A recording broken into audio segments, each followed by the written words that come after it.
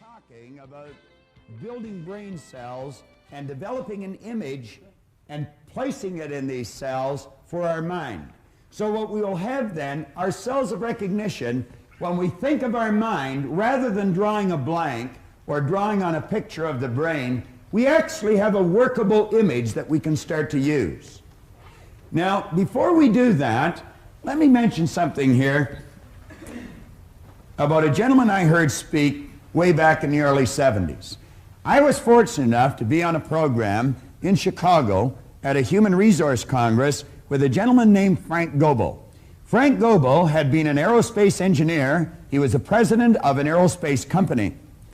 And one day he was working on his budget, and he realized that 65 cents out of every dollar revenue coming into that company was going back out of the company again to employees for either salaries or benefits.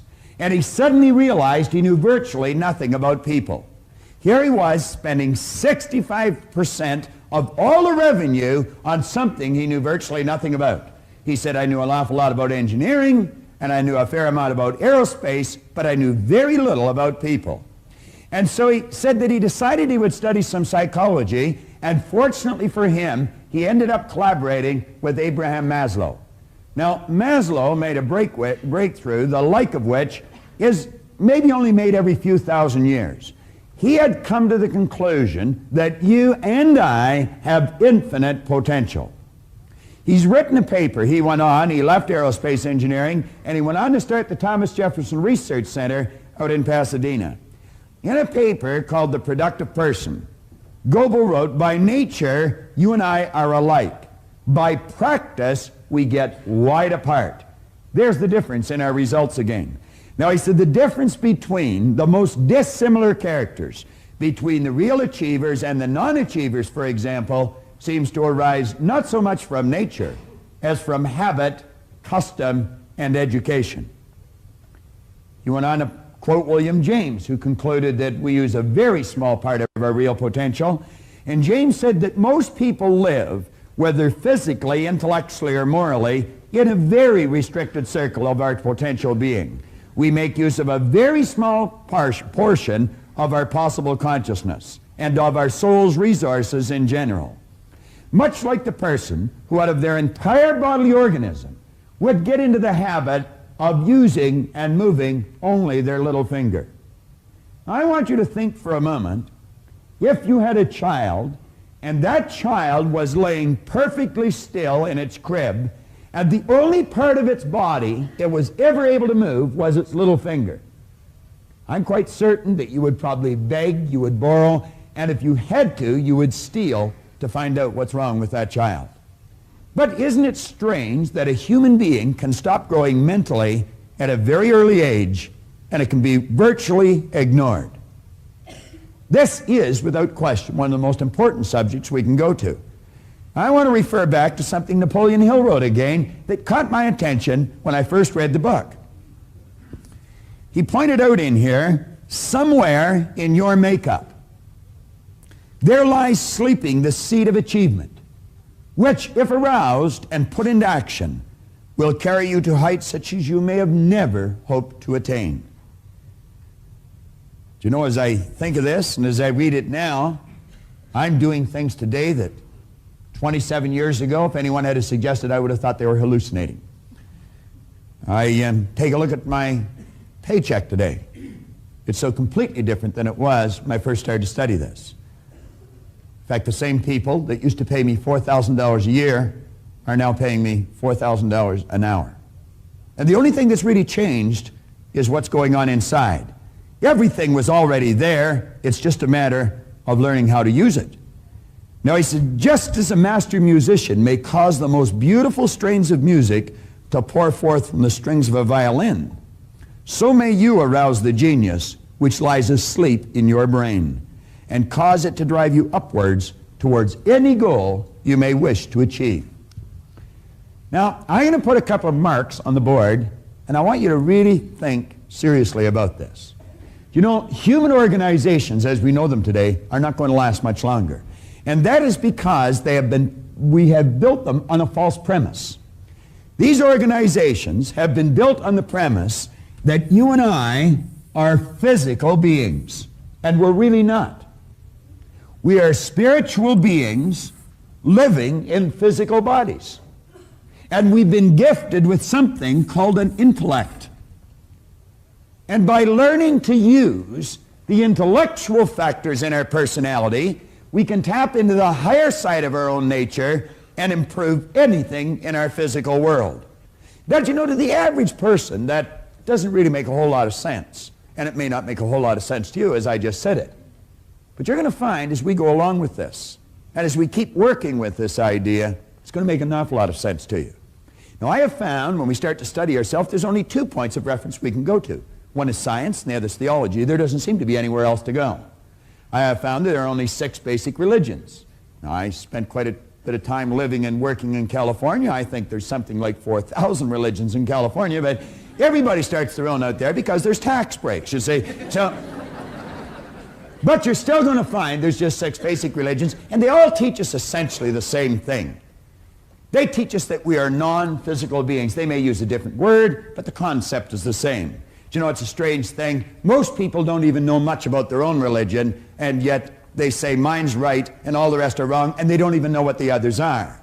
I have found that every one of them has the truth in it. We are non-physical beings. See, the truth is something like the center of town.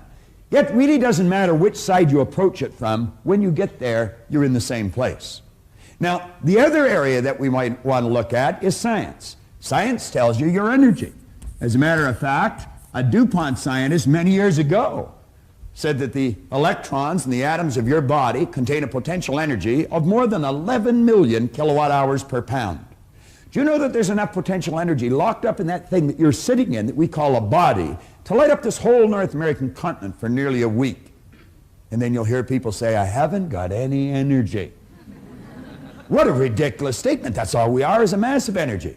Do you know this thing you're living in vibrates? It glows. As a matter of fact, there is an aura of energy around your body. That is the cells leaving your body. Your body changes at the rate of about 50,000 cells per second.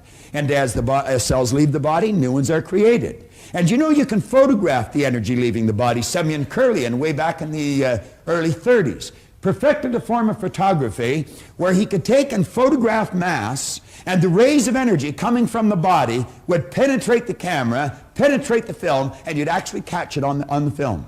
And you'd photograph the density and the color of it. I would imagine you're very familiar with this, are you, honey? That's right. And you know, as the image in a person's mind changes, the vibration of their body changes, and the density and the color of this energy changes, and changes dramatically. Do you know you've even got a mental faculty where you can start to feel that energy coming from a person, and you can determine the mood they're in very, very quickly. You can virtually read what's going on inside an individual. Now, as we study this, we're going to find that this side and this side is actually all hooked up. Think of this for a second. You see sitting here on the lectern a glass of water. Now, let's stop and think about this for a moment. We call that glass. It's actually energy. Because of the speed it's vibrating at, we call it glass. We call this water. That's what it is. It's water. But it's actually energy too. As a matter of fact, the ring that's hitting it is energy, and the finger that the ring is on is energy. Everything's energy. Everything vibrates at a different speed. But stay with me here for a moment. What we're talking about here is energy. Now, while the energy is in the vibratory rate it's in that glass, we're going to call it water. And we call it water because it's vibrating at a physical or a corporeal state. If you were to add heat to that energy that we call water, you wouldn't call it water anymore. Then you would change the terminology that you would use. It'd be the same energy, but it would be moving faster and a higher speed of vibration. Then we would call it steam or vapor. And we would call the energy steam or vapor because it's not in a physical vibration. It's now moved into what we call an astral vibration. If we were to continue to add heat to that energy that we now call steam, you wouldn't call it steam any longer. You would call it air, ether, or gas. And that's because it's not in an astral vibration any longer. It's moved into now what we call an etheric vibration. But every level, it's the same energy. Now, as we take a look at this, we're going to let these lines represent levels of vibration, or, as we more commonly refer to them, as frequencies. And you know, each frequency is hooked up to the one above and the one below. There's no line of demarcation where one stops and the other starts. See, every frequency, it's like the colors of a rainbow. As they fit together, there's no place where one color stops and the other starts. They're all joined together. Now, you're never going to see that with something you call sight. Sight is a physical sensory factor. You have to go to one of your higher faculties, and you develop this through understanding. You start to understand. So you see, the part of us that we cannot see and the part we can see is all the same. This is just the flip side of the coin of this. Spirit always manifests through its polar opposite. We have the ability right here to tap in to this great power that I choose to refer to as spirit, and we can tap in with an intellect, and we can cause this power to literally move into form, into something we call an idea. That idea must literally move into something we refer to as results. You see, both science and theology clearly indicate nothing is created or destroyed. The only thing you can do is cause it to change. Now, this particular program is about prosperity. And when we think of prosperity, money plays a very large role. But of course, so do relationships, and so does the health of our body. But let's go back and think about money for a moment. Now, when you think about money, money is really an idea. You say, that's money. No, money is an idea. It's manifest on paper. Now, paper used to be wood. I remember when I was a little boy, I lived way up in Michipicoten Harbor. That's about 3 wigwams this side of the North Pole. It's a little north of King Garden, I think. But at any rate, when I lived up there, I'd watch them take these large logs out on flat cars on the railroad. And I remember people telling me that they were going to make paper out of it. I thought, how do you make paper out of a tree? It didn't seem to make sense. Well, you alter the vibratory rate of the energy that's called wood, and pretty soon it's called paper. And then you put ink on it, and now we call it money. Now let's think about this money for a moment. If it can be neither created nor destroyed, it must already be here. If we can't destroy it, if heat will cause the energy that we call water to move into an etheric state, I would imagine heat would cause what we call money to move into an etheric state. And there it goes. Now where is it? You say it's gone. It's not gone. Still here. You see, you'll never see it on the level it's on now with your physical sensory factor sight. But if you use your intellect and develop understanding, you'll know that it's still here. What we want to do is cause it to move into form. Now that's just about as bizarre as anything you'll ever hear to some people's ears. But I'm going to tell you, it's just as true as anything you'll ever hear if you understand natural laws. And what I'm talking about is moving your mind into a higher vibration, developing a higher consciousness, and you can literally attract all the good that you want. You see, money is literally attracted to us, or it's repelled. Now, in the first 27 years of my life, I can assure you that I was not magnetized to that green energy. It used to stay away from me, and now it just keeps coming to me. What did he say in this book? Right in the start of it. He said, when money starts coming, it'll come so fast and so furious, it will literally make your head spin. Now, let's take these simple concepts that have deep meaning, and let's take this other board here and build a picture. One of our intellectual factors is imagination. Another one is reason. Now, with reason, we have the ability to think. John's going to be talking about that a little later on. With our imagination, we can tap into this infinite power and we can build beautiful pictures in our mind. Now, Since no one has an image of the mind, we have to make one. It's like the little boy in school. He was sitting there doodling away, drawing the picture, and teacher says, "What are you doing, son?" Kid says, "I'm drawing a picture of God." Teacher says, "Nobody's ever seen God." Well, he says, "Wait till I finish the picture," you know.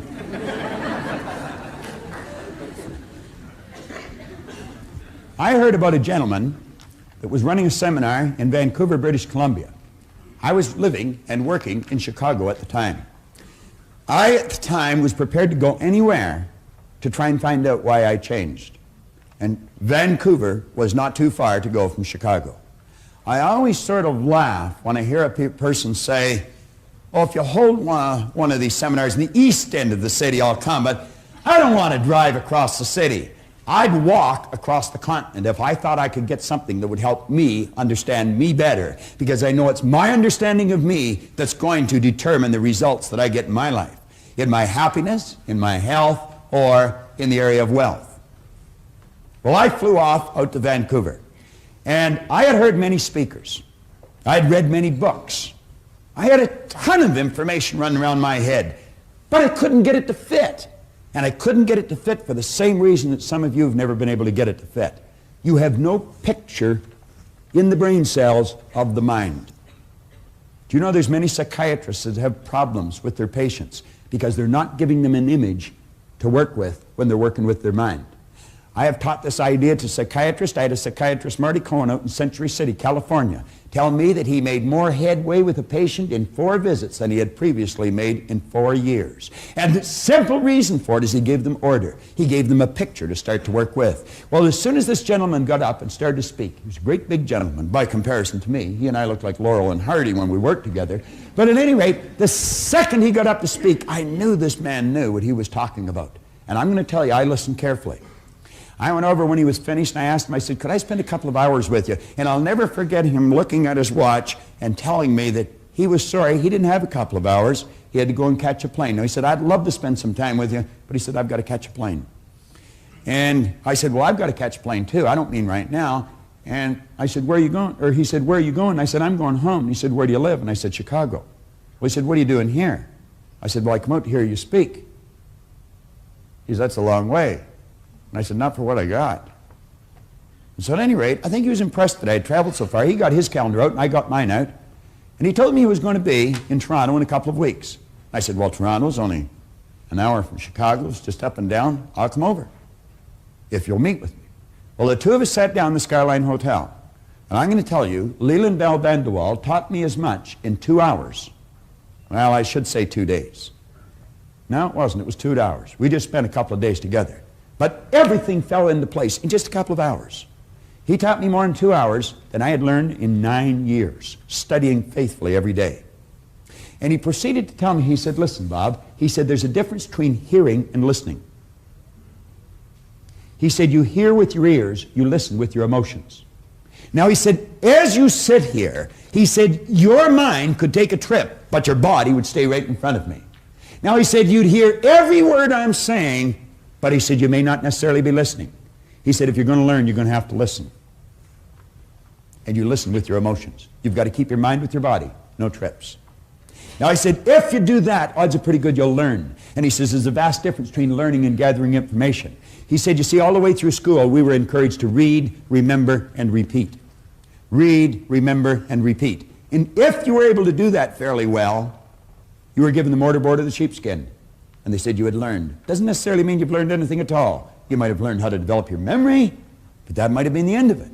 Now, I'm not saying no one learns doing that. Some do. But he said learning is not gathering information.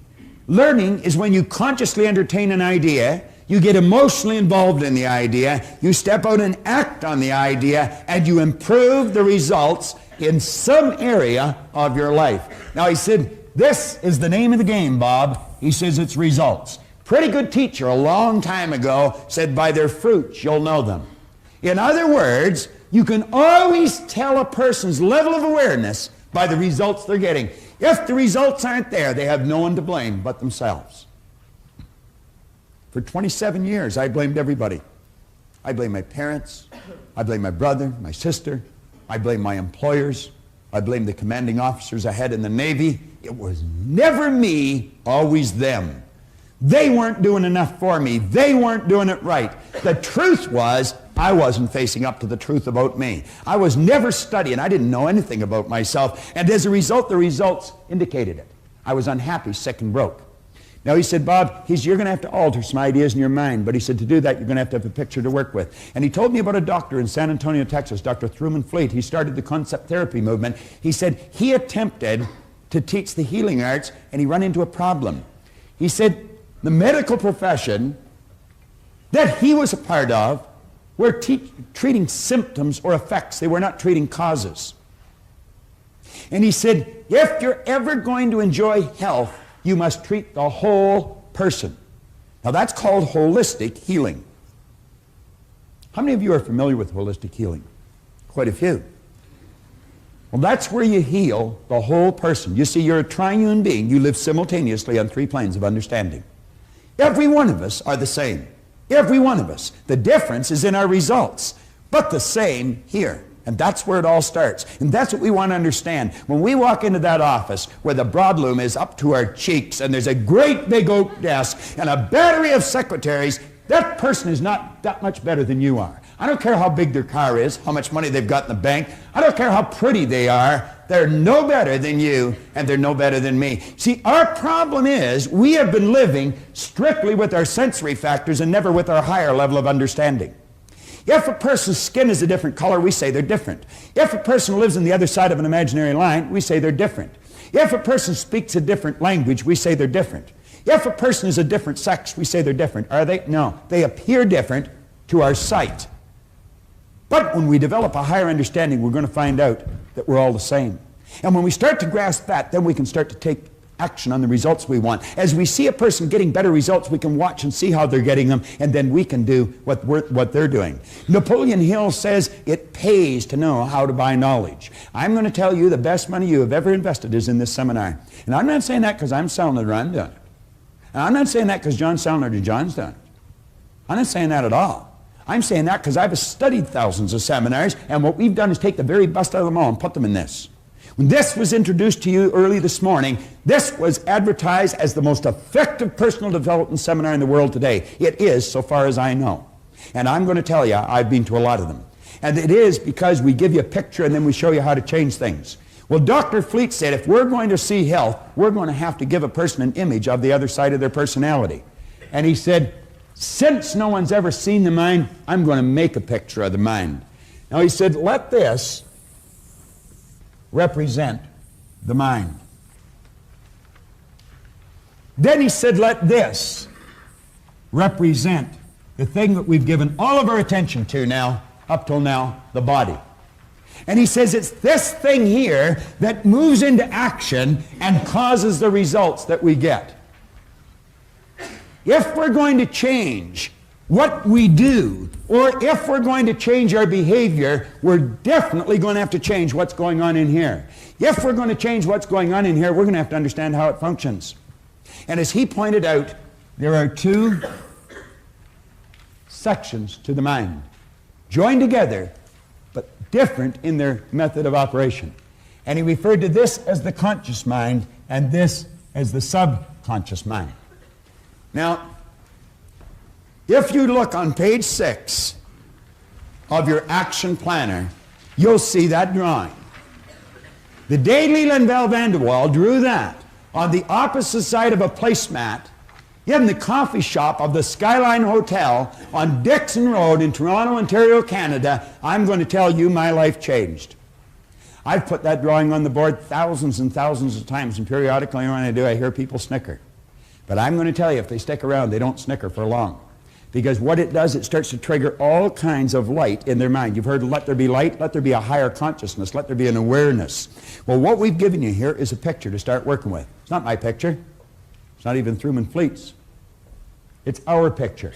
The second you've got it in your mind, it's yours. No one can lay claim to something like this, but we can all use it. And we are all the same. I don't care how different you may appear to be to the person beside you, you and the person beside you are exactly the same. Now, it's understanding of how this functions that makes it different. Now, if you'll flip over in your exercise book, your action planner to page 8.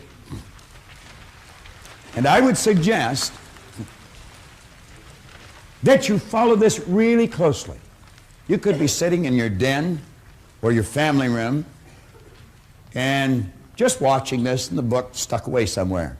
That'd be a terrible error. You'd be wasting your time. And you know, time wasted, you never get back. Now, of course, you only have to pay once, you see. If you've wasted the past, you've already paid the price. You don't have to pay twice. There's some consolation to it. But I would suggest you get the book out and follow me here. Now, you'll notice on page 8 and 9 are 6 drawings there.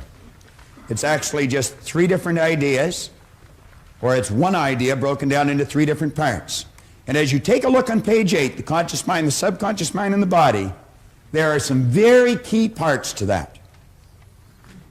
On the top drawing on page 8, we say this is the part of your mind that thinks or reasons. This is where your free will lies.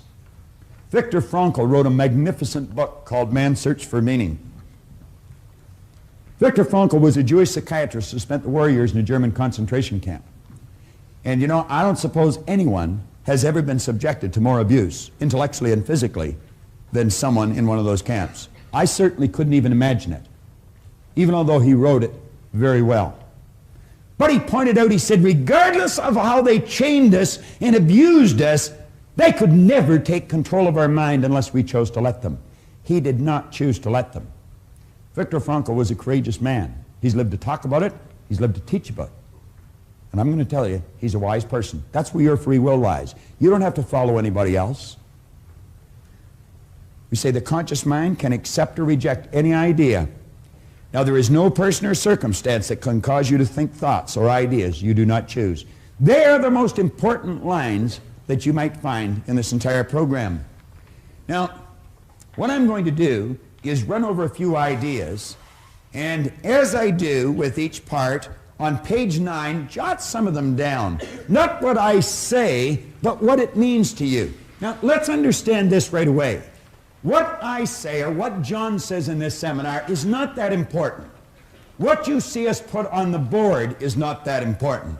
The different little props that we may use, they're not that important. What's important is what you think as a result of something we may say or you may see on the board. That's what's important. There's something you want, and there might be one idea that we fire out that'll just trigger something in your mind, and away you go. And you can do anything you want. I was talking to Raymond Aaron here early this morning. He's got a millionaires club, and there's many of you in the audience, and I want to congratulate you. I think it's a great idea. He's teaching people how to become millionaires. I watch a lot of people laugh when they say, what? He's already made 100 people have developed a net worth of at least $1 million just through one person's teaching.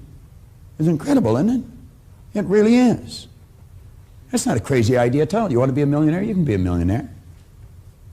Do you want to start your own business? You can start your own business. You can do anything you want. But clearly understand this.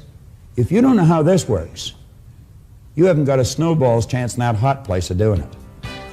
We're just about to the end of this first tape. There's been some very important material covered. It's vitally important that you go back and you read through this book. Possibly even watch the entire tape again before going on to the next tape. Read from page 5 to page 8.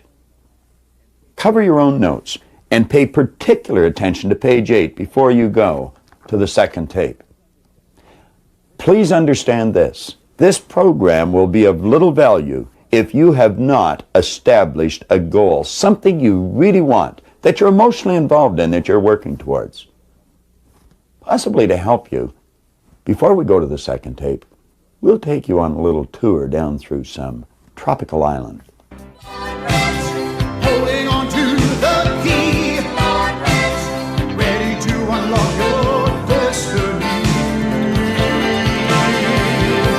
Oh, rich, rich, rich, holding on to the key, ready to unlock your destiny. The material we've covered up to this point has been absolutely essential to create the proper mental environment and prepare you for the information that's coming. I concluded the last message by suggesting you reread page 8, as it was vitally important. Now we're going to create this image, and as I do, I want to suggest that you take as many notes as you can. It really doesn't matter if you have to replay this next section 50 times. Make sure that you get the key points written out on page 9 in your action planner. It's vitally important that you do this. The success of the entire program, which is your future, may be dependent upon it. I know you'll do well. Now let's start to think. Here we're talking about this power. We are not only a physical expression of that power, we're an instrument of that power, because that power literally flows to and through us. Now, as it flows into our consciousness, it just is. Just is.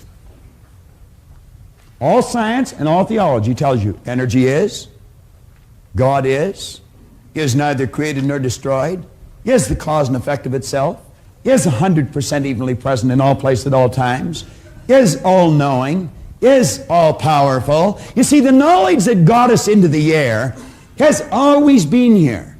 We didn't just make something out of nothing.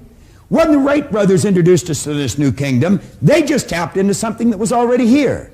The fax machine that you use today. You can take a slip of paper, feed it into a machine, and thousands of miles away, simultaneously, it's coming out of somebody else's machine. And it's all done just through passing something through the medium of the molecule, the no thing. We've always been able to do that. We've just become aware of how to do it. See, a person that's earning $25,000 a year, they're not earning $25,000 a year because they want 25 a year. They're earning 25 a year because they're not aware of how to earn 50. Any person in this room can become financially independent. There's no trick to it. This afternoon we're going to talk about that a little bit. As this power flows in, it's neither negative or positive. Jan, I'm going to tell you there's nothing on the cover of that book. Am I right or wrong? I'm wrong. Do you want to stand up for a second, Jan? You want to get a nice shot of this lady. She's a pretty student. All right? I'm going to tell you they were never like this when I went to school. All right. Now, Jan, you're looking at the cover of this book. And I'm telling you there's nothing there, but in your mind, your eyes are telling you there is something there. Is that correct? That's correct. Let's let the camera have a shot of this. You see, there is print on the cover of this book. It says, Think and Grow Rich. And that's what Jan is looking at. And when I tell her there's nothing there, she is bound to tell me I'm wrong. Now, Jan, let's look at the other side of the book. I'm going to tell you there's nothing on the book. What do you say now? Now I'm right. You're right. Now I'm right. A minute ago I was wrong, and now I'm right. Thanks very much, Jan. All right. Now, what did we do here? We just turned the book around. Somebody say, well, that's a cute little trick you pulled on Jan, and if that's where we stopped it, that would be right. But John talked about laws earlier this morning. He was talking about the action-reaction being equal and opposite. As you sow, so shall you reap. Energy always returns to its source of origination. Well, you know, there's other laws. That's not the only law. There are 7 laws. Dr. Werner von Braun one time pointed out that the natural laws of this universe are so precise that you and I don't have any difficulty today building a spaceship. We can send a person to the moon, and we can literally time the landing with the precision of a fraction of a second. He also said these laws must have been set by someone. Now, the law that I'm referring to here is not the law of cause and effect or sowing and reaping. It's the law of polarity or the law of opposites. You see, Jan, there's a front to the book and there's a back to the book. There's a right and a left to the book. And what's right to me is left to you. There's a top and a bottom to the book.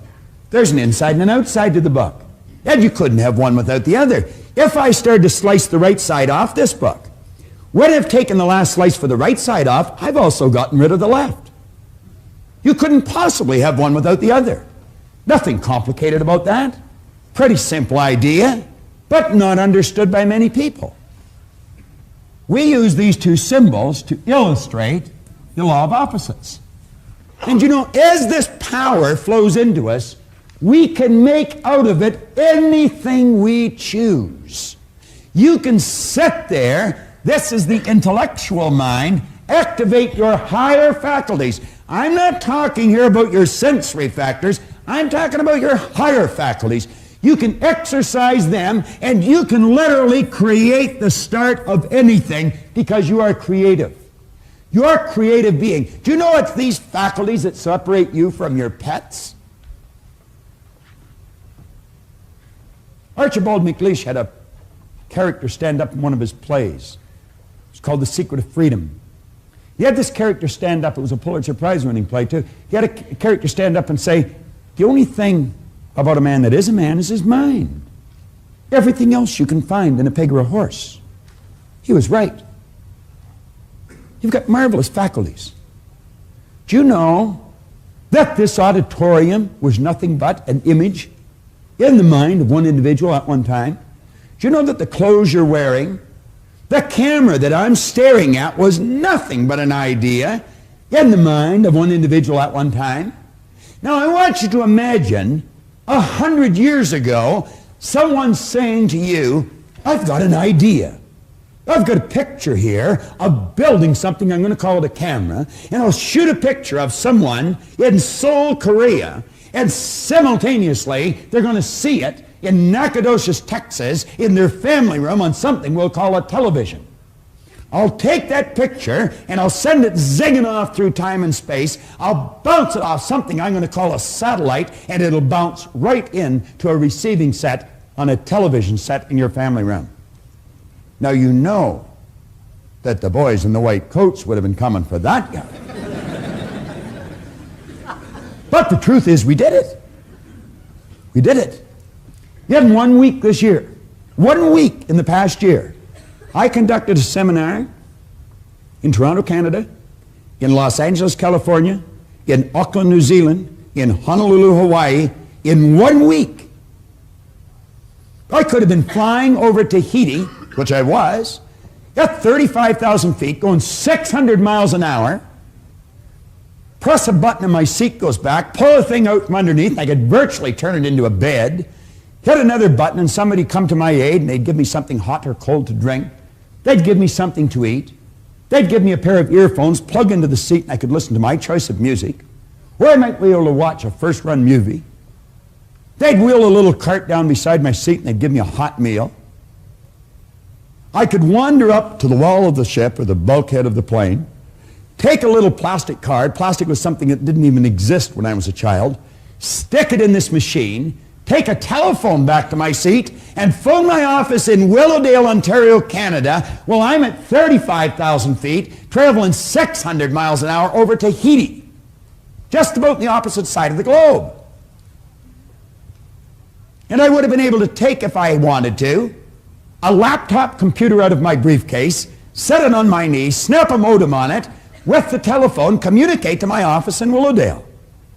Or take a portafax again, snap that onto the phone, send a paper to my office in Willowdale.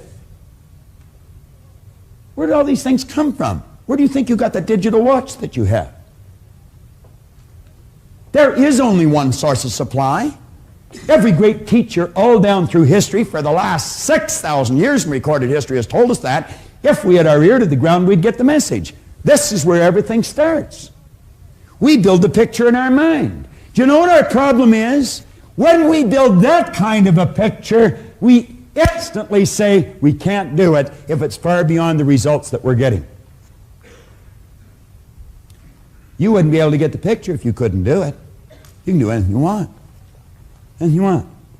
Now, hooked up to your conscious mind, like little antennae, you have sensory factors. You can hear, see, smell, taste, and touch. And do you know that's where most people get all their information, through their sensory factors?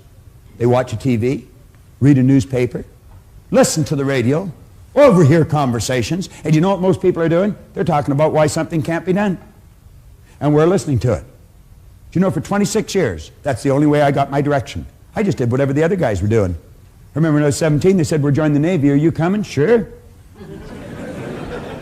I got 5 years. They didn't even like it. I'd never even seen a boat, let alone a ship. Why did I do it? Well, the other guys were doing it. Just wherever they go, you know, like Sort of in lockstep type fashion, we go through our life. The average person tiptoes through life, hoping they make it safely to death. What a dumb game. That's not a practice run. We get one shot at it. You don't have a contract to live forever, you know. If you're going to let what you do be based upon what you hear, you better make certain the people that are giving you the advice are getting phenomenal results, or you're going to go where they're going. And I can be an authority on this. I am an authority on it. I spent 27 years doing it. Every waking hour, I know where they're going to lead you. Around in a circle, because that's where they're going. When an idea comes into your mind, you want to ask yourself this question. Don't ask whether it's wrong or whether it's right. See, Jan was right. There was something on the book. So was I right. There was nothing on the book. That's not the question. Do you know what the question is? Will that idea take me from where I am and move me in the direction of the star that I'm shooting at? Will it help me reach my goal? If it won't, I guarantee you it's going to take you in the other direction, because you're not going to stay where you are. That is certain. That comfort zone is a dangerous place to be. It's like Riggs said, it may be comfortable, but it's a bad spot. You have the ability, when someone gives you a suggestion that takes you in a direction other than where you want to go, you have the ability to consciously and mentally just reject that idea. And then you can go ahead and originate whatever idea you want. Now, as long as an idea is in your conscious mind, it'll have absolutely no effect on your physical body or what you're doing. No effect at all. It's when you take that idea and you turn it over to this part of our mind we refer to as the subconscious. It could be called universal intelligence. It's called by many different names. Superconscious. There's about 150 some names you can put on here. The early Greeks referred to this part of our personality as the heart. You see, they pointed out that as you think in your heart, so are you. Do you know that side of your personality has no ability to reject an idea? Absolutely none. Whatever idea comes in and goes in here instantly is manifest in that physical body of yours. Now, you get ideas from outside, we instantly let them come in here and we act on them. I want you to take your hand and hold it up like that for a moment. Take your hand and hold it up like that. Now put it here in your chin for a second. Will you do that? Where's your chin?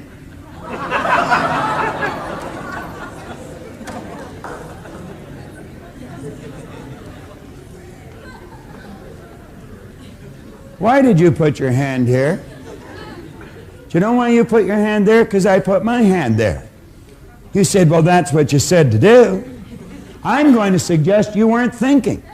I'm going to suggest you just let that idea go right into your subconscious and you automatically acted on the idea.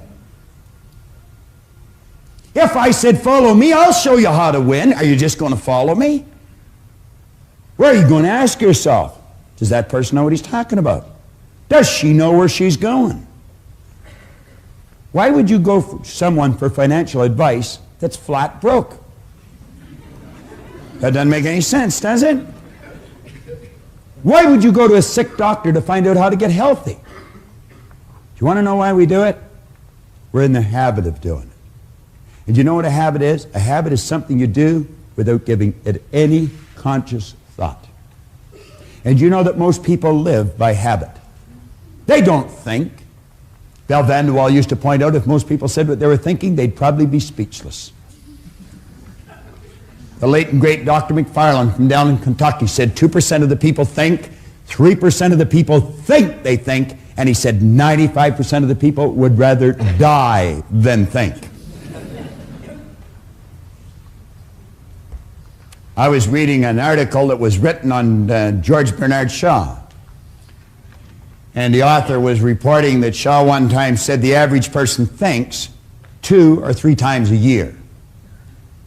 He said, I've gained an international reputation with myself thinking 2 or 3 times a week. I was driving over here this morning with Linda, my wife.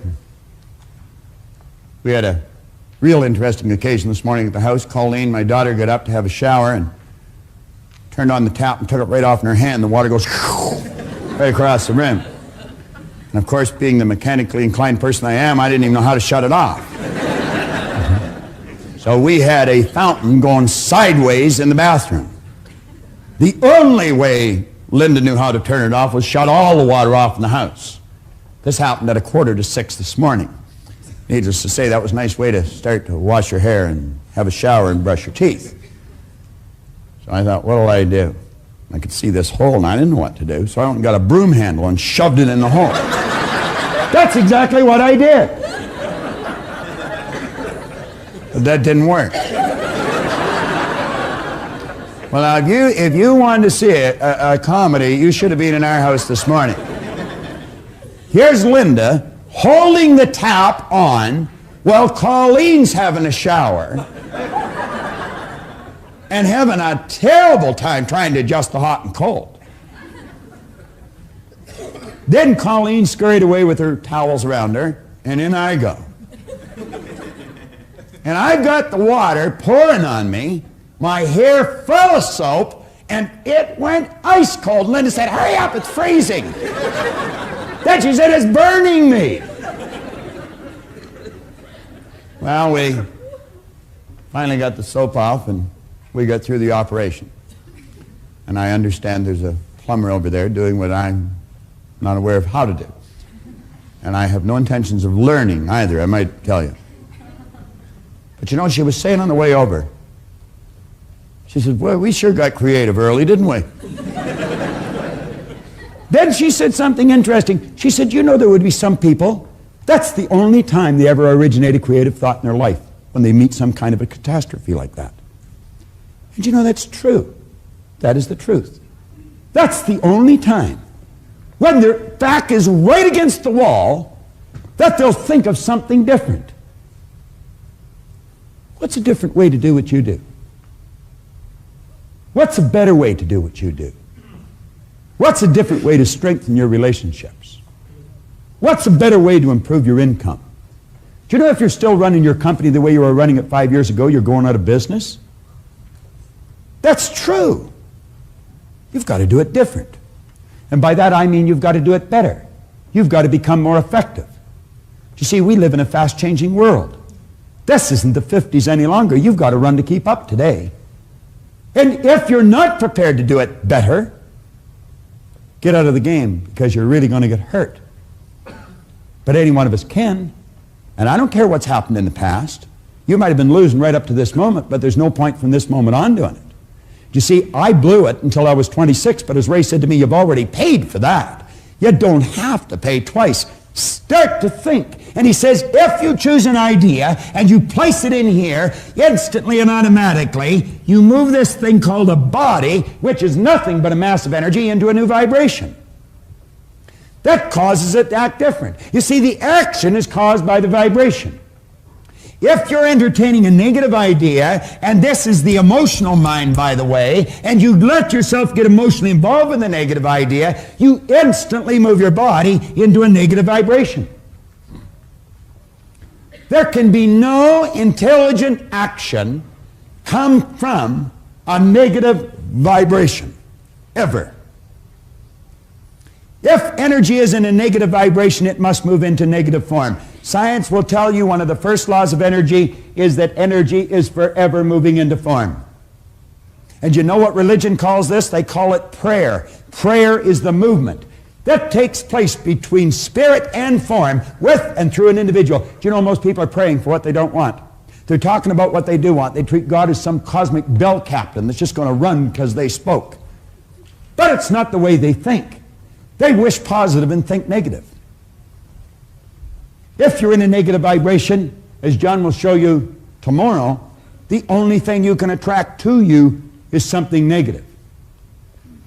How do you change? Well, one good way is consciously pick the people you associate with. Pick with people who are winning. Go mix with them. Do what they do. You're going to find that some of your family, some of your relatives, some of your friends, people that you love, are in a negative vibration. That doesn't mean you divorce yourself from them. Just don't go as often and don't stay as long. Makes good sense. I had a good friend of mine a number of years ago, Harold Brennan. He's still a good friend of mine. Harold one time said, if you don't want to catch fleas, you don't sleep with the dog. Not bad advice. Now, let's just change gears here a bit. You come up to a person and you say, "Hi, how are you today?" You never hear a person say, "Oh, I am consciously aware that I'm in a negative vibration." I've never heard anybody say that. You know what you will hear people say? "I don't feel that good." What do they mean? Well, we invented words to describe situations. Feeling is a word we invented to describe our conscious awareness of the vibration we're in. When a person says, "I don't feel very good," what they're saying is, "I'm consciously aware that I'm in a negative vibration." Now, because of their ignorance, and I mean that, unfortunately we use the word ignorant more often than not. We should be using the word rude. Not everyone's rude, but everyone's ignorant. We just don't know some things.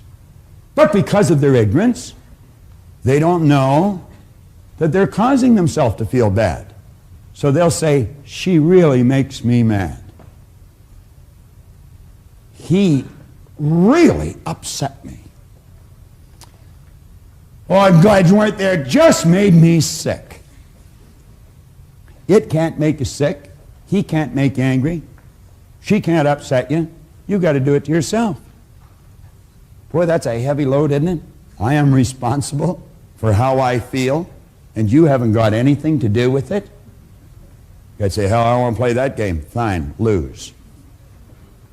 You see, it's like Wayne Dyer said, if you think other people are the cause of your problem, you're going to have to send the rest of the world to the psychiatrist for you to get better.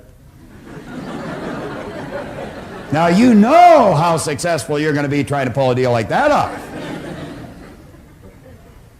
Let's become aware when we're not feeling good, when we're not doing the things that give us the results we want, we are emotionally involved with a destructive concept that we put in here ourselves. Let's consciously and deliberately build a positive idea, get emotionally involved with the positive idea, and simultaneously we move into a positive vibration. Everything changes. That takes some mental strength. How do you develop it? I'll tell you exactly how to develop it. Sit and watch the tape that you're watching every day for a month. Every day for a month. You say, "Well, I don't have to watch it every day for a month." No, you don't. You only have to until you want to, and then you don't have to any longer. It's that simple. But I'll tell you this, you hear it over and over and over and over and over and over and over again, and one day, bang, something's going to happen inside, and you're going to realize when you say that she upset me, that she didn't do it at all. You did it. And you know what you're going to do that day? Change it. And you'll never again go through life thinking other people upset you. And if periodically you let somebody else stick a negative idea in your subconscious mind, you can instantly correct your direction, because at least you know where the problem lies. Is that basic? Yeah, I think it is. I think it is. Now follow me closely here.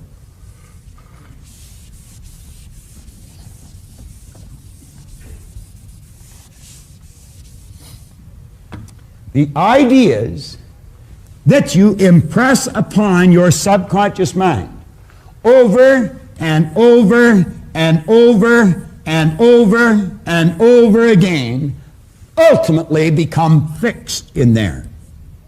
You see, what you're doing when you build these ideas that we're discussing now, what you're doing is building brain cells. Every time you think about that idea, you're giving those brain cells more strength. And in a relatively short period of time, Dr. Maxwell Maltz, the great author of the phenomenal bestseller, Psycho-Cybernetics, he pointed out that in approximately 21 days of doing this with an idea, that idea will become fixed in your mind. Then it's more commonly referred to as a habit. A habit is an idea that's fixed in our subconscious mind. requires absolutely no conscious thought any longer to cause us to act on it. Do you know you drive your car through ideas that are fixed in your mind? When you first started to drive, you were all hands and legs. Every bit of conscious attention was on what you're doing.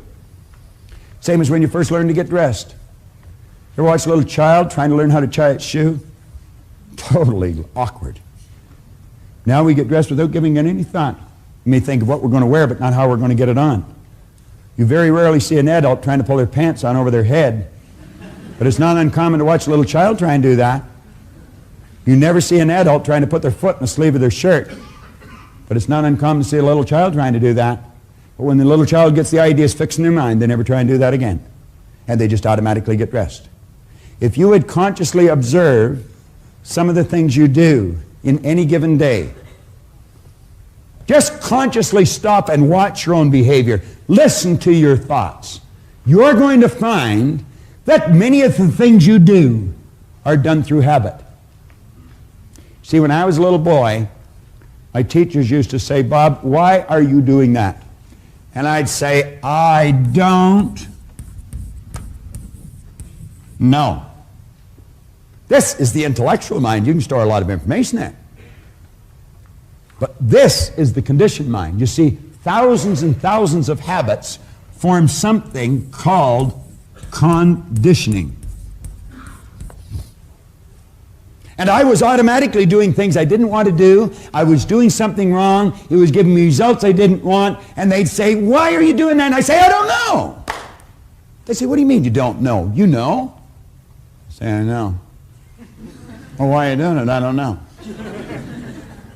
I remember I joined the Navy. My commanding officer would say, "Proctor, why are you doing that?" I'd say, "I don't know, sir." "What do you mean you don't know?" "You know." "I know." "Why are you doing it?" "I don't know." Then I got out of the Navy and I went to work, and the boss would say, "Bob, why are you doing that?" I'd say, "I don't know." He'd say, "What do you know? What do you mean? You know how to do better." "I know." "Why don't you do it?" "I don't know." Then I get married. My wife say, "Why are you doing that?" I say, "Never mind." It's amazing how bold you get at times. I got to hate the word why. I didn't know why I was doing things that I didn't want to do, giving me results I didn't want to get. I didn't know how my mind operated. I didn't know I had all those ideas fixed in there. And I'll tell you something else I didn't know. I didn't know how to change it. I did not know how to change it. Why did I have a poor attitude? Because I had so many negative ideas fixed in here. And you see, it's what's in here that controls the vibration. And conscious awareness of the vibration is called feeling. And I never felt very good. Sometimes I felt lower than others. You'll see people that are totally depressed. You know what depression is? Depression is anger turned inwards. They get angry at someone else and they suppress it. They pack it into their subconscious until it all becomes fixed. And they stay in a terrible vibration. Why do you think people get ill? Do you think dis-ease is a normal vibration for a body to be in? Not at all. Ignorance is the cause of dis-ease. We're told to know the truth would set us free. There's only one thing to be set free from, my friend, and that's ignorance. Now, I want you to stop and think of just how you behave. I want you to stop and think of some of the things that you could do that would improve the quality of your life just like that. Every one of us know how to do things better than we're doing. Our problem has been we don't know why we're not doing them. See, you know that when you leave home, if you go over and say, "You know, honey, I really love you," and give them a little hug and kiss, you feel better when you leave. You also know when you go out and slam the door that you feel bad for a long time after, and so do the people that you slammed the door on. We know, but sometimes we still slam the door. Do you know if that's the only thing you changed? If that was the only habit you changed, the quality of that relationship would improve. I have watched salespeople multiply their effectiveness just by forming a habit of being like this at 9 a.m. in the morning. This is called personal contact, and it's the key to success. Some people are not in front of a prospect until noon. You'll never get up at the crack of noon and win. At least if you can, I'd like you to tell me about it. The rest of this program is built around that basic concept and this basic concept here. But understand this, you've got the mental faculties, you've certainly got the power. The power's always with you. It's always flowing to and through you. It's just a matter of learning how to direct it. And in learning how to direct it, happiness, health, and prosperity will manifest in your life, and they should, because that's your birthright. And there isn't one person in this room, one person in your life that is even that much better than you. We're all the same. The difference is in our results. Change your results by changing our mind. It's so basic and so simple. I want to suggest that you consciously make a decision to change one habit in your life. I'd like to introduce you to someone that I love dearly, my aunt, Marg Moyer. She was in the habit of letting other people think for her. What everybody else wanted to do, I would do. You know, you wouldn't start an argument or you know, hurt anybody's feelings. And you waited on people continually. Marg changed one habit, and she literally changed her life. I'll tell you one thing, she's a force to be reckoned with today. A nicer person, too. Well, if you were to tell me something and I didn't agree with you, I could tell you, no, I don't agree with that. No, I don't wait on anybody. And I think anybody that comes to this home will know that, because once you're here once, after that you get your own coffee. You know, we started our own business, and we really worked. And we worked extremely hard, and the whole family worked, and now everybody reaps the benefits. I would never have had the inner security to start a business. Now you decide, what habit are you going to change? What have you been doing automatically, without any conscious thought? Pick one and make up your mind. Like Marg, you're going to change. Marg not only brought a lot more of herself to the surface to enjoy, her whole family enjoy her more. You pick one habit and make a similar change in your life. Now, John Canary.